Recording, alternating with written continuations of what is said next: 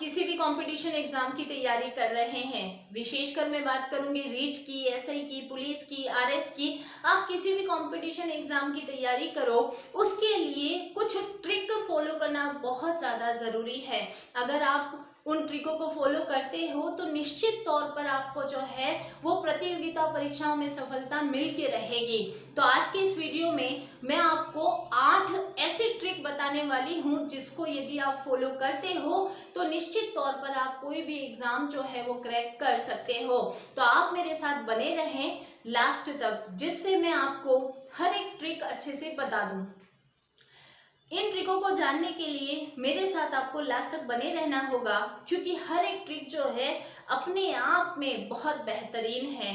देखो, सबसे पहली ट्रिक क्या है, आप जिस बुक को पढ़ रहे हो ना, उसी बुक को लगातार पढ़ते रहो।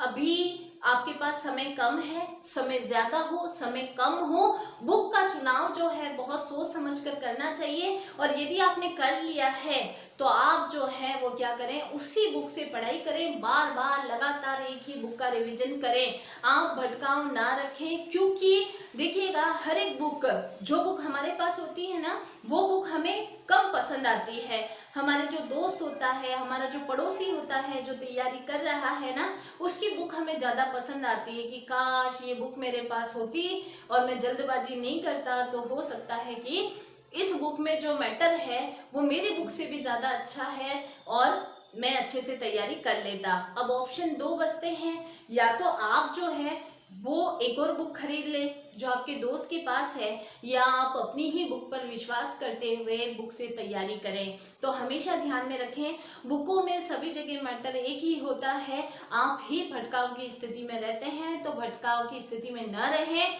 कभी भी बुक चेंज ना करें। और यदि करनी भी पड़े, क्योंकि कभी कभी हो जाती है, गलत बुक्स आ जाती हैं, यदि करनी ही पड़े तो शुरुआत में करें, एग्जाम के 2 महीने पहले या 1.5 महीने पहले जो है वो बुक चेंज ना करें।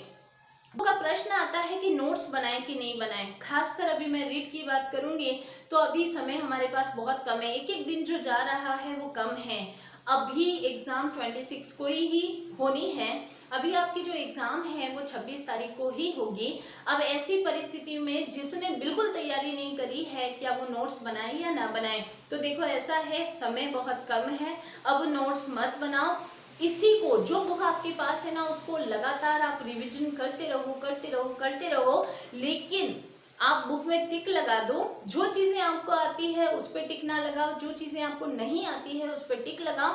जब भी आप रिवीजन में लोगे तो जो आपको नहीं आ रहा है या जो याद नहीं होता है ना, वो लगातार जो है आप उस पर आपकी नज़र जाएगी और याद खो जाएगा। नेक्स्ट है, मॉडल पेपर आपको सॉर्ट आउट करने चाहिए या नहीं करने चाहिए। देखो, एग्जाम में जो है अभी 2 महीने का ही समय बचा है, उसमें भी 2 दिन कम हो चुके हैं। ऐसे में अभी से मॉडल पेपर लगाना क्या सही है, या एग्जाम के 1 महीने पहले ही मॉडल पेपर लगाएं? तो ऐसा है, अगर आपकी तैयारी बहुत बढ़िया है, सिलेबस का बार बार रिवीजन हो चुका है, तो आप मॉडल पेपर ज़रूर लगाएं। लेकिन यदि आपका रिवीजन नहीं हुआ है तो आप मॉडल पेपर मत लगाएं, क्योंकि यदि आप ऐसा करते हो तो आप डिमोरलाइज हो जाओगे। क्योंकि मॉडल पेपर जो होते हैं वो आपकी क्षमता से ज़्यादा हार्ड होते हैं, क्योंकि मॉडल पेपर का मतलब ही यही है कि ऐसे क्वेश्चन उसमें होते हैं जिससे कि आप जो है ना, थोड़ा सा वो हार्ड लेवल होता है, और जब आपसे वो क्वेश्चन नहीं होते हैं तो आप डिमोरलाइज हो जाते हो, आपको टेंशन ये होती है कि मुझे कुछ नहीं आता। तो कभी भी मॉडल पेपर जो है सिलेबस को 1 या 2 बार रिवीजन में लेने के बाद ही प्रयोग में ले। उसके बाद भी यदि आंसर नहीं आता है तो उसे नोट कर ले, घबराएं नहीं। मॉडल पेपर जो है, आपकी जो एग्जाम होती है उससे थोड़े हार्ड ही आते हैं। आप नेक्स्ट जो है वो है, मोबाइल से दूरी बना के रखें। कुछ समय के लिए अपनी जानूडी और जानूडे को दूर रखें और उनके लिए जो है टाइम फिक्स कर लें। लेकिन आप जो है वो तैयारी करें, आप एक टाइम फिक्स कर लो, सामने वाले को बता दो, जिससे कि आफ्टर एग्जाम आपको कोई दिक्कत ना हो। लेकिन पढ़ाई के दौरान जो है आप एक समय फिक्स कर लें, उस समय में किसी भी प्रकार का कॉम्प्रोमाइज़ न करें, क्योंकि देखो, पढ़ाई ही ऐसी चीज़ है जो आपके करियर को बना सकती है, आपके सपनों को पूरा कर सकती है। तो आप सोशल मीडिया पे टाइम वेस्ट नहीं करना है, व्हाट्सएप पे, इंस्टा पे और एफबी पे नहीं रहना है। और यदि आपको रहना भी पड़े तो उसका टाइम फिक्स कर लें। अगर आप जॉब में हैं और किसी कारण से आपको सोशल मीडिया पर जो है वो अपडेट रहना पड़ता है, तो ऐसी परिस्थिति में आप सभी को बता दें कि मेरे पढ़ने के टाइम के अलावा आप मुझे मैसेज कर सकते हैं। सेल्फ डिसिप्लिन आपको होना बहुत ज़्यादा ज़रूरी है। नेक्स्ट है, ऑनलाइन टेस्ट देना चाहिए या नहीं देना चाहिए। तो देखो, रीट के जितने भी अभ्यर्थी हैं या जो भी बच्चे हैं जिनकी एग्जाम डेट पास आ गई है, वो अब ऑनलाइन टेस्ट के चक्कर में ना पड़े। इसलिए क्योंकि बच्चे जो ऑनलाइन टेस्ट देते हैं, एक तो वहाँ पर जो है बच्चे अपने आंसर कहीं से भी खोज लाते हैं। तो हम जो है, अगर हमें आंसर नहीं आता है, हम ऑनेस्टी के साथ आंसर देते हैं तो हम डिमोरलाइज हो जाते हैं।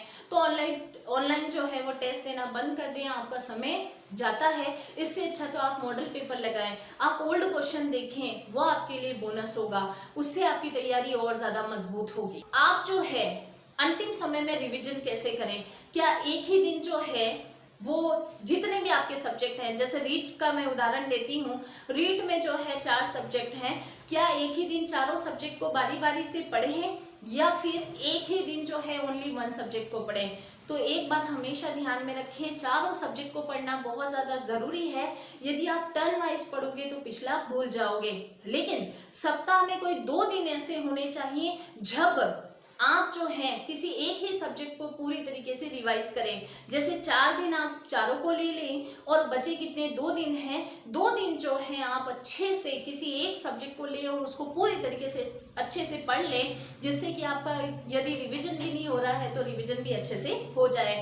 तो आप जो है किसी भी दिन को निश्चित कर सकते हैं, ऐसा कोई फिक्स नहीं है। और सप्ताह में एक दिन जो है पूरी तरीके से दिन भर अपने आप को रिलैक्स दें, थोड़ा घूमें फिरें, सोएं, चाहे फिर वो कोई भी दिन हो, उस दिन आप जो है नींद भरपूर लें, क्योंकि आपको नींद भी लेना बहुत ज़्यादा ज़रूरी है। नहीं तो आपके सिर में पेन होगा, आपको थोड़ा सा एंजाइटी हो जाएगी, आप चिड़चिड़े हो जाओगे, आपको चीज़ें याद नहीं रहेगी। तो इसके लिए आपको क्या करना है कि सप्ताह में एक दिन जो है भरपूर नींद लें, जब तक कि आपको अच्छा महसूस ना हो। लेकिन अदर दिन जो है आप जो है दूसरे दिन का मतलब ये है कि जब आप पढ़ाई करते हैं उस दिन जो है, उन दिनों आप निश्चित करें कि सिर्फ 4 से 5 घंटे ही सोएं। कम से कम जो है 4, अधिक से अधिक 5 घंटे ही सोएं। बाकी सप्ताह का एक दिन निश्चित करें जो आपको पूरा दिन आराम और रिलैक्स देता हो। इसके अलावा हम बात करेंगे, आपको सेल्फ कॉन्फिडेंस होना आपके पास बहुत। विद्यार्थी आत्मविश्वासी है, उसे कोई नहीं हरा सकता। किसी भी व्यक्ति को कोई भी नहीं हरा सकता जब तक कि वो खुद हार ना मान ले। इसीलिए बुकें सारी बेस्ट है। आपके दोस्त के पास जो बुक है ना, वो भी बेस्ट है और आपके पास भी बेस्ट है। अपने मेंटल पर विश्वास करना, जो चीज़ें आप पढ़ रहे हो उन पर विश्वास करना, जो आपके गुरु हैं उन पर विश्वास करना, सेल्फ कॉन्फिडेंस का होना बहुत ज़्यादा ज़रूरी है। इसके अलावा भटकाव से बचें। सोशल मीडिया पर जो है वो भटकाव है। आप ऑनलाइन जो पढ़ाई करते हो, खासकर मैं ऑनलाइन पढ़ाई की बात करती हूँ कि ऑनलाइन पढ़ाई करनी चाहिए कि नहीं करनी चाहिए। तो देखिएगा, कुछ टॉपिक्स ऐसे होते हैं, जैसे करंट की बात है, या मैं अपने रीड में बात करूँगी तो जो भाषा 1 और 2 है उसकी जो शिक्षण विधियाँ हैं वो आप बुक से भी पढ़ते हो तो समझ में नहीं आती है। तो हम जैसे लोग जो आपके लिए वीडियो डालते हैं, तो आप चाहे तो वहाँ से जो है ऑनलाइन पढ़ाई कर सकते हो। लेकिन आप दिन भर यदि ऑनलाइन पढ़ाई करते हो तो आपका समय जाता है। इससे अच्छा तो आप ऑफलाइन उसी चैप्टर को अच्छे से पढ़ लो। पर कुछ चैप्टर इतने हार्ड होते हैं कि उनको ऑनलाइन समझना बहुत ज़्यादा ज़रूरी होता है।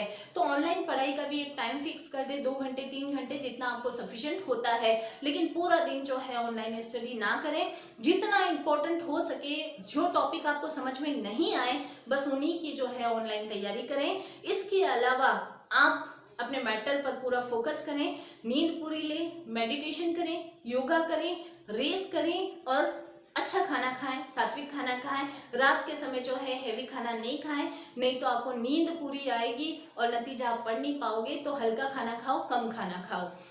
करने वाले हो या कौन सी ट्रिकें हैं जो आपने फॉलो कर ली है या करने वाले हैं, वो मुझे कमेंट बॉक्स में ज़रूर कमेंट करना।